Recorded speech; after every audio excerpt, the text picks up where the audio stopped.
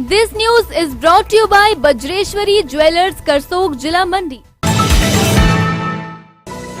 Bajreshwari jewellers Karsog की ओर से दीपावली की हार्दिक बधाई। कि सैनिक हमारे देश की शोभा है, वो बॉर्डर पे इस देश की रक्षा करते हैं तो हम चैन की नींद सोते हैं। हमारे अधिकारी कर्मचारी हमारे प्रशासन की, हमारे शासन की रीढ़ की हड्डी। कोई भी सरकार किसी भी पार्टी की हो, उसकी योजनाएं, उसकी नीतियों का कार्यान्वयन अधिकारी और कर्मचारी करते हैं, इसलिए उनका अपमान करना भी लोकतंत्र में सही नहीं। कार्यकर्ता तो हर पार्टी की रीढ़ की हड्डी होते हैं, परंतु जब वो कार्यकर्ताओं का ही अपमान करते हैं तो वो और किसका सम्मान करेंगे। इसलिए कांग्रेस पार्टी के नेताओं से आग्रह है कि वो इस चुनाव को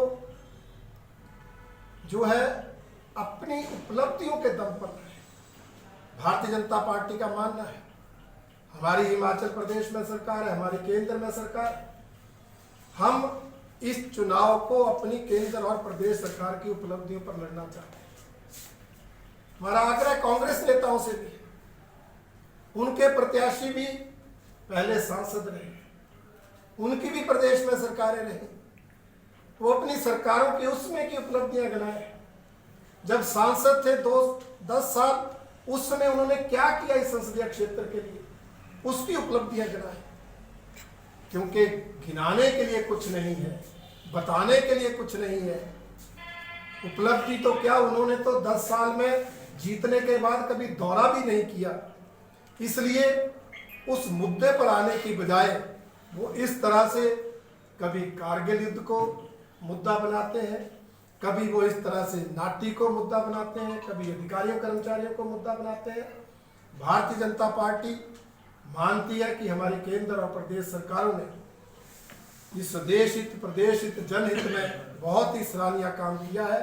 हम जनता के बीच जा रहे हैं, हमारे नेता जा रहे हैं और सरकार की उपलब्धियां बताकर हम चुनाव लड़ रहे हैं, जिसके दम पर हम विश्वास से कहते हैं कि हम इस उपचुनाव की 4 सीटें तो जीतेंगे ही और आगामी 2022 में भी भारतीय जनता पार्टी की दोबारा सरकार बनाएंगे। कहना है कि कांग्रेस प्रत्याशी रानी प्रतिभा सिंह जी ने पिछले कल कारगिल युद्ध को छोटा बताकर सैनिकों का अपमान किया है, उन शहीदों का अपमान किया है जिन्होंने अपनी जान इस युद्ध में गंवाई, उन परिवारों का अपमान किया है जिनके बेटे इस युद्ध में शहीद हुए।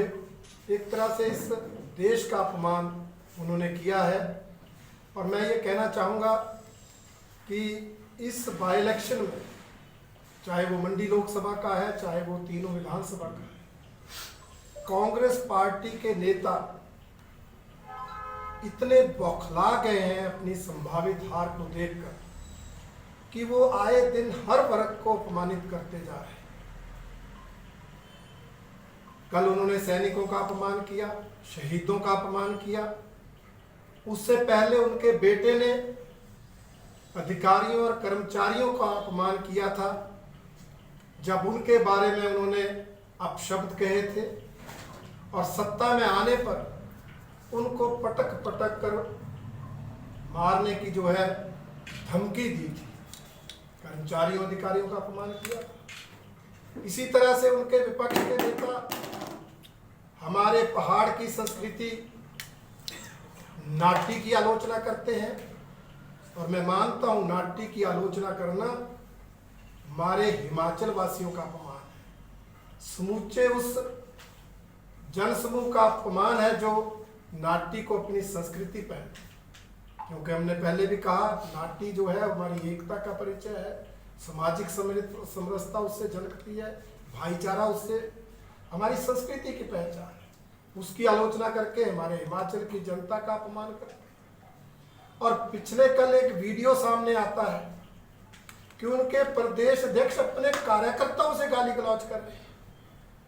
इतनी बौखलाहट है कि वो अपने कार्यकर्ताओं को भी शरेआम अपमानित करते हैं, शरेआम गाली गलौज करते हैं। कभी वो हिमाचल की जनता को गालियां निकालने के लिए प्रेरित करते हैं। इस तरह समाज के हर वर्ग को अपमानित करके वो इस चुनाव में समझ नहीं आता किस वर्ग का साथ देना चाहते हैं,